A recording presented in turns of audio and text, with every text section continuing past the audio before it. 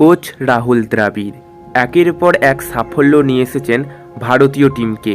কখনো টি-20 world cup জিতিয়েছেন, কখনো বিশ্ব চ্যাম্পিয়নশিপের ফাইনালে তুলেছেন টিমকে, কখনো কোচ হিসাবে বিশ্বকাপের ফাইনালে তুলেছেন ভারতীয় টিমকে। একের পর এক সাফল্য এসছে তার সময়কালে। তবে এবারেতে তার বিদায়ের পালা। টি-20 ওয়ার্ল্ড কাপ 2024 জিতিয়ে তিনি করলেন পদত্যাগ। এরপরেতে আর কোচ হিসাবে তাকে দেখাই যাবে না মাঠেতে। এর পরবর্তী কোচ ভারতীয় টিম ঘোষণা করেছে গৌতম গম্ভীরকে। অন্যদিকে ভারতীয় টিমের দুই কিংবদন্তি ক্রিকেটার রোহিত শর্মা এবং বিরাট কোহলি টি-20 থেকে তাদের অবসর ঘোষণা করেছেন। সঙ্গে জাদেজাও তাদের অবসর ঘোষণা করেছেন টি-20 থেকে। এক স্বর্ণযুগের অবসান তো ঘটেছে ভারতীয় ক্রিকেট টিমে।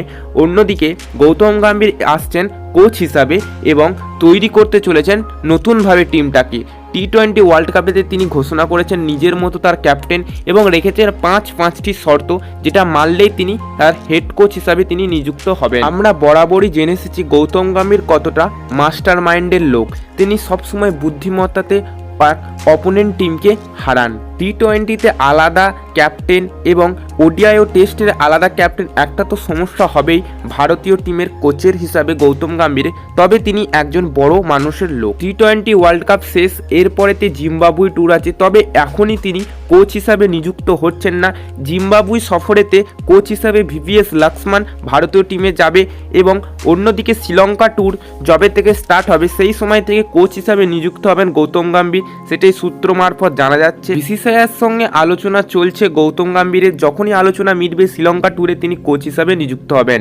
জিম্বাবুয়ে ট্যুরেতে শুভমন গিলের অধিনায়কত্বে ভারতীয় টিম খেলবে। এক যুব তরুণ টিম নিয়ে খেলবে জিম্বাবুয়ের বিরুদ্ধে। টি-20 ওয়ার্ল্ড কাপের কোনো সদস্যই খেলবে না শুধুমাত্র শিবম দুবে ছাড়া। অন্যদিকে গৌতম গম্ভীর আসার পর ভারতীয় টি-20তে ক্যাপ্টেন হতে চলেছেন হার্দিক পান্ডে এবং ভাইস ক্যাপ্টেন হতে চলেছেন জসপ্রীত বুমরা।